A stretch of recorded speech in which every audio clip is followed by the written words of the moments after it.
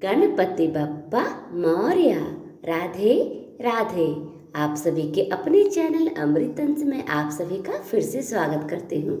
आज मैं आप सभी को वासुदेव चतुर्थी व्रत कथा सुनाने जा रही हूँ। कृपया इस कथा को पूर्ण अवश्य सुनिए और कथा पसंद आए तो प्लीज़ चैनल को लाइक, सब्सक्राइब, कमेंट, शेयर अवश्य कर दें।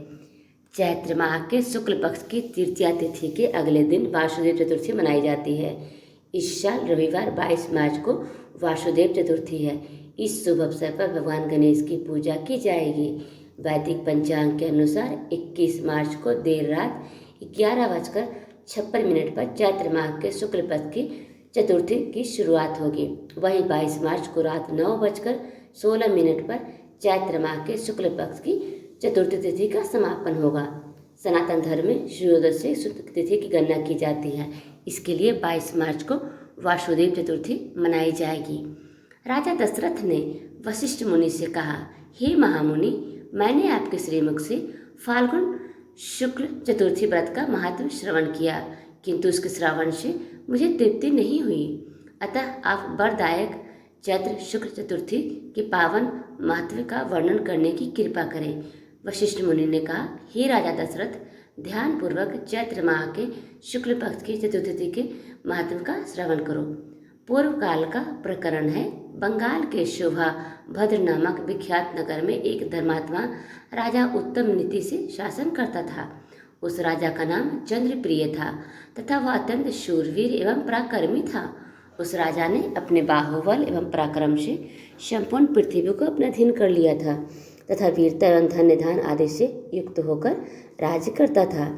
सभी मंत्री आदि उसके वशीभूत होकर उसकी सेवा में तत्पर रहते थे। यहाँ तक कि अन्य राज्यों के राजा भी उसकी सेवा करते थे। राजा चंद्रप्रिय स्वयं भी धर्माचरण का पालन करता था तथा सभी मनुष्यों को भी उनके वर्णानुसार धर्म पालन करवाता था। वर्ण धर्म की उपेक्षा करने वालों को राजा दंडित करता था। उसके राज्य में सभी सुखी थे तथा व्यापारियों को भी चोरी आदि का कोई भय नहीं था। कालांतर में एक समय उसके राज्य में सभी मनुष्य विभिन्न प्रकार के गंभीर रोगों से ग्रसित हो गए तथा स्त्रियां भी बंध्या आदि दोषों से युक्त हो गई। रोग आदि से व्याकुल होकर सभी मनुष्य राजा के समीप उपस्थित हुए तथा राजा से इन रोगों का कारण पूछते हुए कहा, हे महाराज, आप अपने मंत्रियों एवं सचिवों सहित धर्मपूर्वक शासन करते हैं तथा हम भी आपके आज्ञा के अनुसार अपने अपने वर्ण धर्म का पालन करते हैं। तथापि हम सभी नाना प्रकार के रोगों से ग्रसित हो गए तथा धन धान से रहित एवं पुत्रहीन हो गए। हमारी संपूर्ण सुख संपदा समाप्त हो गई है।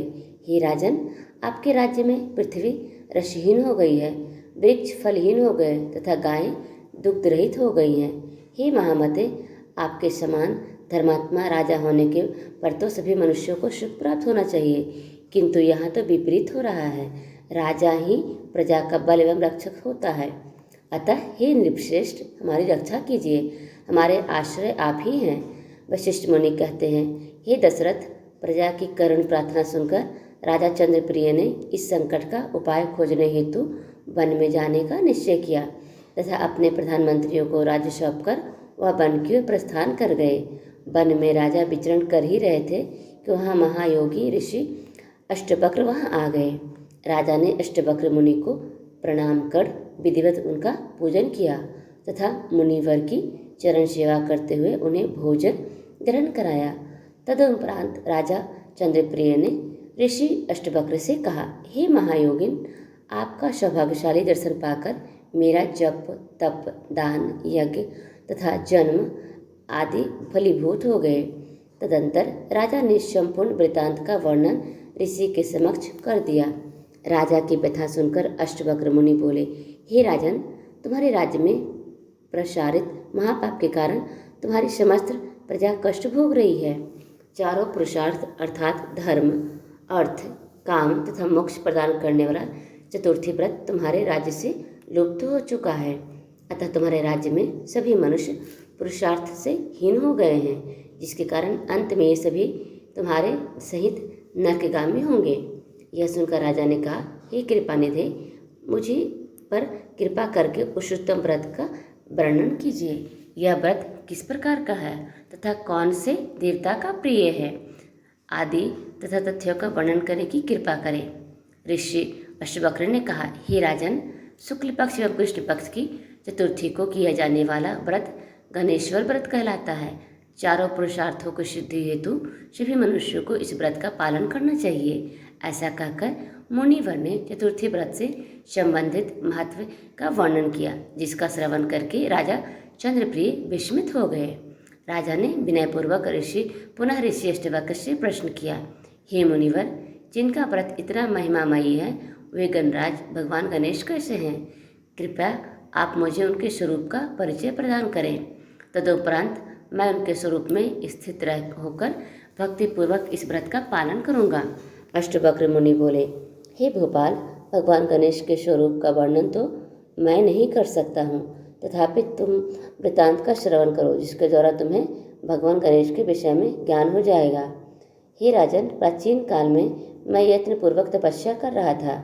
उस समय अनेकों सुंदर अप्सराएं मेरी तपस्या भंग करने हेतु प्रकट हो गई। जब उन्होंने बारंबार मेरा तप भंग करने की कुचेष्टा की तो मैं क्रोधित हो गया तथा मैंने उन अप्सराओं को श्राप देते हुए कहा कि तुम सभी मृत्युलोक को चली जाओगी तथा वहाँ चोर लुटेरे तुम्हारा भोग करेंगे।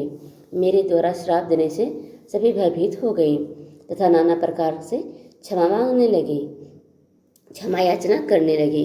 उनकी प्रार्थना से मुझे उन पर दया आ गई तथा मैं प्रसन्न हो गया। तत्पश्चात मैंने उन अप्सराओं से कहा कि द्वापर युग के समय यादव कुल में भगवान विष्णु अवतरित होंगे। उस अवतार में उनका नाम श्री कृष्ण होगा तथा आप सभी उनकी पत्नियां होंगी, किंतु अंत में चोरों को प्राप्त होंगी। हे राजन, यह सुनकर अप्सराएं वहाँ से अंतर्ध्यान हो गई हैं तथा मैं पुनः तपस्या में लीन हो गया। तपस्या के प्रभाव से मुझे अंतर्ज्ञात प्राप्त हो गया। तदुपरांत मैं शम एवं दम परक होकर इंद्रियों को शांत एवं उनका दमन करने वाला हो गया। मैंने अनेक प्रकार के योग द्वारा समाधि का साधन किया। अंत में मैं समाधि में स्थित हो गया, किंतु वहाँ समान रूप में मोम को देखकर मैं हतप्रभ हो गया। हे राजन, मैं शांति को प्राप्ति हेतु अत्यधिक कष्ट कर रहा था। उसी समय महर्षि ऋभु वहाँ प्रकट हुए। महायोगी महर्षि ऋभु को प्रणाम एवं पूजन आदि करके मैंने उनसे कहा, हे महायोगिन, आपका कृपामय दर्शन प्राप्त कर मैं कृतकृत्य हो गया। आपके दर्शन से मेरा जप तप हवन यज्ञ आदि सब सफल हो गया। यह सुनकर महर्षि ऋभु बोले, हे तात, तुम्हारी क्या मनोकामना है? अपना मनोरथ मुझसे कहो, मैं अवश्य से पूर्ण करूँगा। तदुपरांत मैंने पुनः उन्हें प्रणाम करके योग शांति की प्राप्ति का मार्ग पूछा, जिस पर उन परम योगी ने कहा, हे तात, संयोग 5 प्रकार के होते हैं, शत, अशत, शम, न अथवा तथा इति तथा स्वयं वेदमय होने पर ही योग द्वारा प्राप्त होते हैं। अयोगी इन 5 से हीन होता है तथा वह मनुष्यों द्वारा निवृत्ति से प्राप्त होता है। इन दोनों का योग होना चाहिए जो शांति मार्ग से प्राप्त होता है। हे महामते, उन्हीं गणराज को ज्ञात कर तुम उनका भजन करो, जिससे शांति का सुख तुम्हें प्राप्त होगा। गकार संयोग है एवं नकार अयोग वाचक है तथा इन दोनों के स्वामी गणेश हैं। पहले भ्रांति होने कारण मैंने अनेकों योग किए तथा सहज योग का आश्रय लिया एवं वहाँ स्वाधीनता देखकर मैं आश्चर्यचकित हो गया। तदुपरांत मैं योग की कामना से भगवान शिव की शरण में गया। भगवान शिव ने मुझे गणनायक भगवान गणेश के भजन का आदेश दिया। तब मैंने एकाक्षर विधान से गणपति की आराधना एवं भजन किया, जिसके फलस्वरूप मुझे शांति प्राप्ति हुई। ऐसा कहकर महर्षि ऋभु ने मुझे एकाक्षर गणेश मंत्र गंग प्रदान किया, जिसका नाम जाप करने से मुझे भी शांति की प्राप्ति हो गई। वशिष्ठ जी कहते हैं, हे राजा दशरथ, इस प्रकार वृतांत वर्णित कर ऋषि अष्टवक्र ने राजा चंद्रप्रिय को 12 वर्ण वाला मंत्र प्रदान किया तथा सविधि मंत्रराज की दीक्षा देकर ऋषि अष्टवक्र वहाँ से अंतर्ध्यान हो गए। तदुपरांत राजा भगवान गणेश की आराधना में लीन हो गए। हे राजन, तदंतर सर्वप्रथम चैत्र मास की शुक्ल चतुर्थी आने पर राजा ने प्रजा के सभी मनुष्यों सहित श्रद्धापूर्वक चतुर्थी व्रत किया। राजा द्वारा सभी जनपदों में चतुर्थी व्रत का पालन करने की घोषणा की। राजा की आज्ञा से सभी मनुष्य शुक्ल पक्ष एवं कृष्ण पक्ष की चतुर्थी का व्रत करने लगे तथा व्रत के प्रभाव से सभी रोग मुक्त स्वस्थ एवं धन्य धान्य पुत्र पौत्र आदि से संपन्न हो गए। राजा चंद्रप्रिय ने भी अनन्य भाव से भगवान गणेश का भजन किया तथा अपने पुत्र को शासन हस्तांतरित करके वह पत्नी सहित वन में चले गए।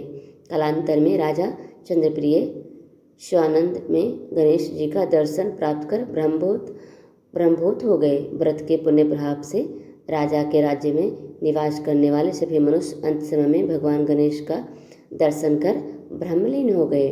वशिष्ठ मुनि ने आगे राजा दशरथ से कहा, हे राजन, अब चैत्र मास के शुक्ल पक्ष की चतुर्थी के विषय में एक अन्य कथा श्रवण करो, जिसका महत्व पाप को नष्ट करने वाला एवं सभी प्रकार की सिद्धियां प्रदान करने वाला है। प्राचीन काल में माल प्रदेश में शूद्र से उत्पन्न एक पापी मनुष्य निवास करता था। धन का लोभी व नीच दुष्ट पुरुष वन में विचरण करने वाला जीव एवं पथिकों की हत्या करता था। वह इतना पापी मनुष्य था, उसके पापों की गणना करना भी असंभव था। एक समय वह पापी एक वृक्ष पर छुपकर बैठा हुआ था तथा घात लगाकर पथिकों की हत्या करता था। दैवयोग से उस वृक्ष पर एक भयंकर सर्प आ गया तथा उसने उस पापी को डस लिया। सर्पदंश से आहत एवं भयभीत होकर वह अपने घर चला गया। हे राजन, घर पहुंचते ही उस पर सर्प के विष का प्रभाव होने लगा तथा वह मूर्छित हो गया। हे नृप, दैवयोग से उस दिन चैत्र शुक्ल पक्ष की चतुर्थी तिथि आ गई, अतः उस दिन वह क्षुद्र पीड़ा के कारण अन्न एवं जल ग्रहण नहीं कर पाया तथा पंचमी तिथि में उस पापी की मृत्यु हो गई। अज्ञानता में ही उसके द्वारा किए गए व्रत के पुण्य प्रभाव से वह भगवान गणेश के स्वानंदपुर में चला गया। हे राजन, इस प्रकार अनेक प्रकार के पापी मनुष्य ब्रह्मभूत हो गए। उनके चरित्र का वर्णन करना संभव नहीं है। इस चैत्र शुक्ल पक्ष की चतुर्थी के व्रत महत्व कथा का श्रवण अथवा पाठ करने मनवांछित फल की प्राप्ति होती है। गणेश चतुर्थी व्रत कथा को सुनने और पढ़ने से सुख समृद्धि में वृद्धि होती है और किसी भी तरह के कष्ट का सामना नहीं करना पड़ता। इस व्रत से भगवान गणेश प्रसन्न होकर व्रत की सभी मनोकामनाएं पूरी करते हैं।